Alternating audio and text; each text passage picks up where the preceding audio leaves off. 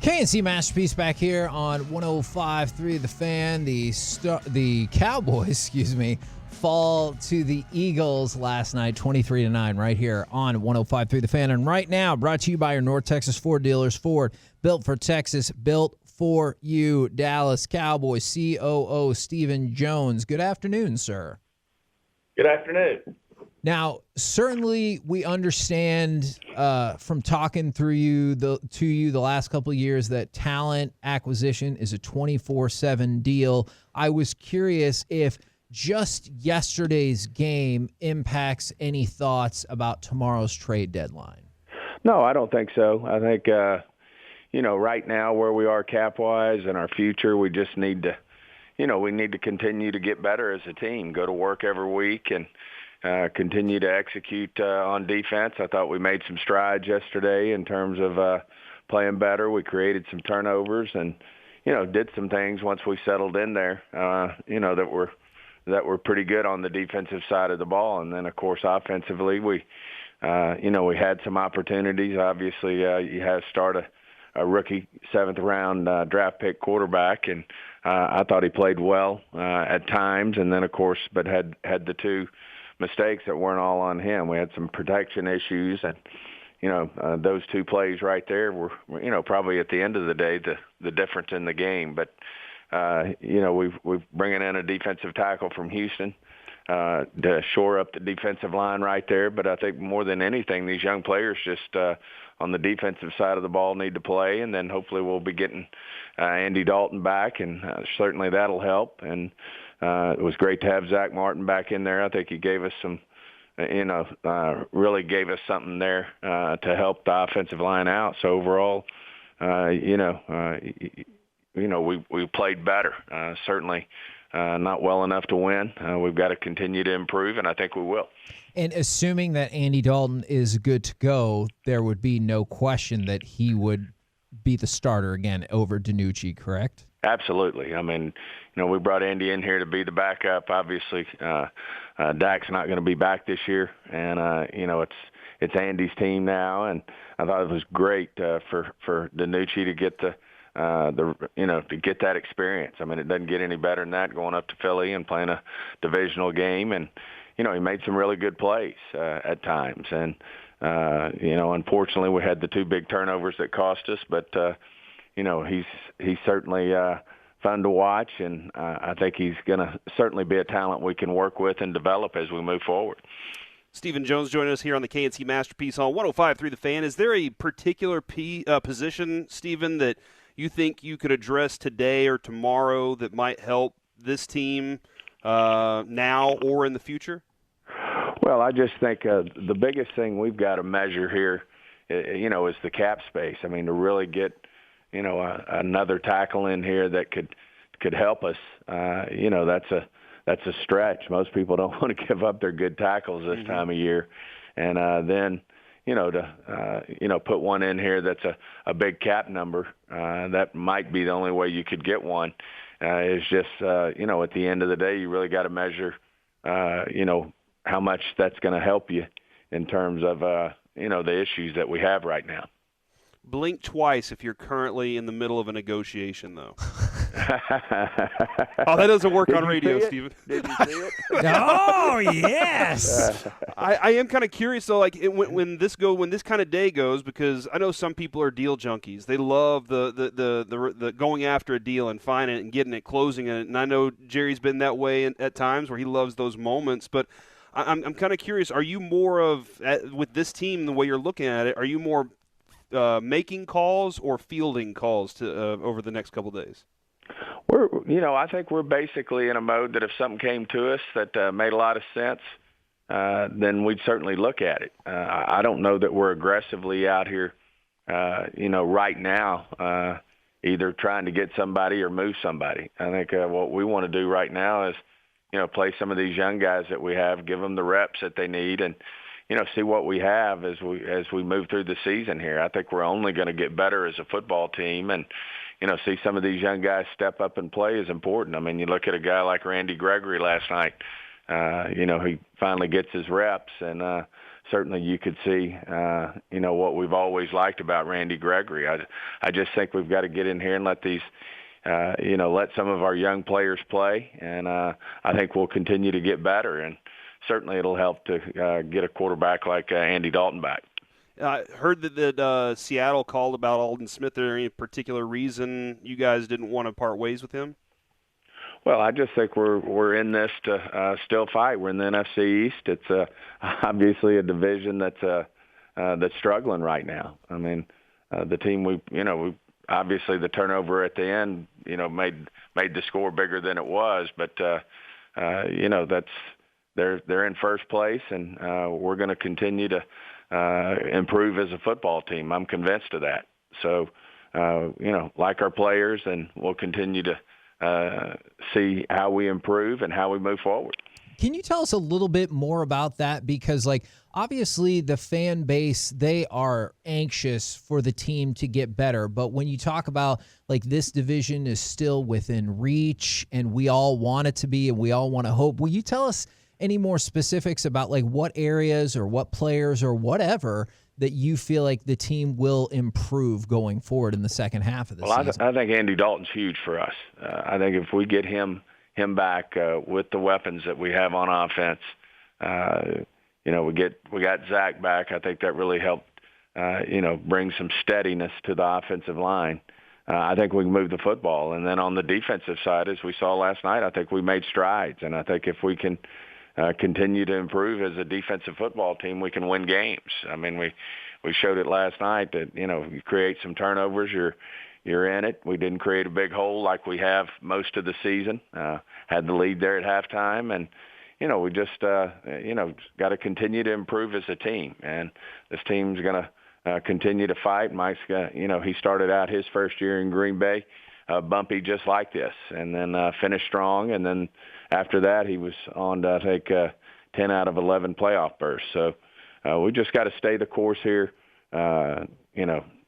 Understand completely the criticism or the frustration fans have, because we certainly had high hopes, but that we'd be doing a lot better at this stage in the season than we are right now. But at the same time, you also have to understand, and no one feels sorry for you. We totally understand that. But, in a salary cap era, when we got about 40% of it on IR, that's you're pedaling uphill a little bit when you're trying to work on through that. But, we'll keep grinding. I thought we had a great week of practice last week. I think the guys showed a lot of energy coming out, and we just have to continue to get better.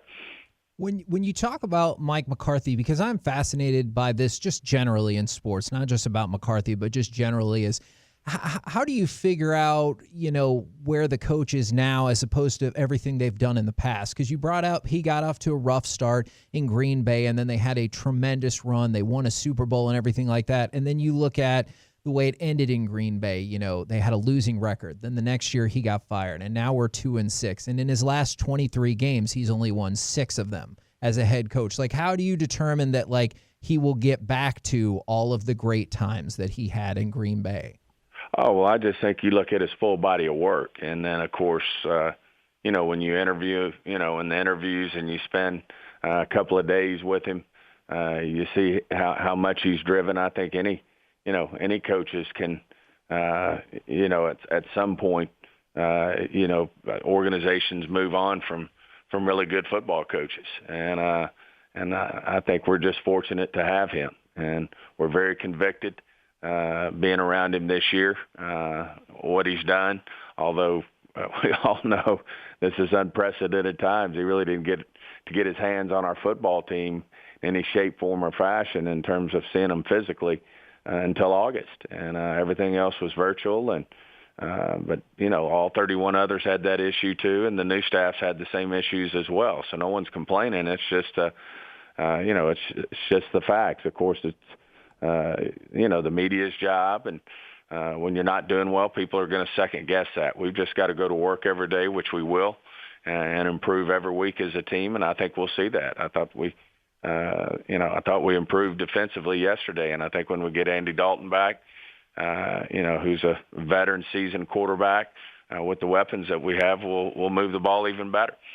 Do you feel like, and I know we've had this conversation kind of before, and you said it's our job, and I appreciate that. Do you ever feel like sometimes the focus on the negative, whether it's this season or in general, it outweighs what it should be? Yeah, I mean, y'all are going to have to do what you have to do. I mean, everybody wants hard questions, and I get that, but we don't have that feeling in the organization. We understand all the moving pieces that go with this. We certainly are big boys. We understand no one's going to feel sorry for you. We understand everybody else is having to fight through issues, and we understand that. But I can assure you, there's even though we have some fans out there who are frustrated, and rightfully so, and the media has to be negative because at the end of the day, you are what you are. Right now, we're a 2-6 team, and so we've just got to continue to battle and continue to get better. Kevin's very negative all the time, so it's going to be like that for a while. I am kind of curious because I just saw that Marlon Humphrey from Baltimore said that he tested positive for COVID. They just played against Pittsburgh, and so you guys have Pittsburgh coming up. I'm connecting to some dots here, but do y'all have to monitor that going forward, saying, okay, we got to keep an eye on what that is, or do you just say we'll wait it out? No, we understand this is the virus, and when we started the season, we knew we were going to be battling these type of issues week to week, day to day. That's part of it. I mean, these things are going to continue to happen. I think we've got great protocols in place. I think the league's done a great job of really putting us in a situation to have success playing these games. And you have to monitor everything every day. The league does a great job of doing that, and as they said when they started the season, everybody's going to probably deal with this before it's all said and done, and we'll probably have to deal with it as well. Is there a specific reason that you guys don't want to move Zach Martin out to tackle? I don't know if we've asked specifically why he doesn't want, y'all aren't putting him there. Is it just because it's not best fit for y'all? Well, I just think we're counting on Coach Philbin and Mike to really look at that in terms of what's in our best interest. One thing, if you ask Troy Aikman, he used to want that, and Tony Romo too, wanted the middle of that pocket firmed up. That the hardest thing for a quarterback is to have him coming up the middle and you're not being able to climb in the pocket. So, and then the other thing is just, you end up moving everybody around with new people in every position, and that's a challenge too. I mean, right now Zach is a better guard than he is a tackle. Would he ultimately be a great tackle? I would probably think so. I think he's got that opportunity to be a great tackle. But I think right now, where Mike is, where Kellen is, where Coach Philbin is, they feel like the best thing to do is keep Zach where he's been playing. Defensively, do you feel like maybe the whole season, maybe more or so over the last couple of weeks, that the defensive coaching staff has gotten a better handle on maybe what Jalen can and cannot do, or what is best to make him succeed? I just think that the whole defensive staff, the defensive side of the ball, it's been a change. We've been very upfront about that. We didn't change much on the offensive side of the ball, and we did on the defense. And you go back to, we just didn't get our hands on these guys for mini camps, quarterback school, a prolonged training camp and preseason games. We really didn't have a chance to do it. And so that's why I'm so, I really feel good that we'll continue to improve as a defensive football team as our guys understand more and more, the system and how to play it and what's expected. I'm convinced. I think we saw the signs of that yesterday. And, it was also good to get a guy like Sean Lee in there on the sideline who's playing some snaps and fully in terms of helping those guys out and in terms of looking at what's going on the field and the adjustments that we should be making.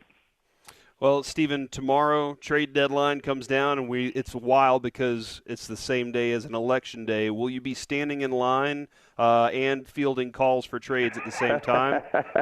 Why not? Let's do a lot of different things. No, but I think for the most part everybody's made their calls, and I think this trading deadline thing's winding down, and I think most of the ones that are going to be made get made, but we'll kind of see what happens. Well, we appreciate the insight very much. And obviously, if anything changes in the next 24 hours, you feel free. You've got our number. Give us a shout and give us a heads up. I'll blink twice, and y'all can give me a call. Awesome. Thank you very Thanks, much. Stephen Thanks, Jones. guys.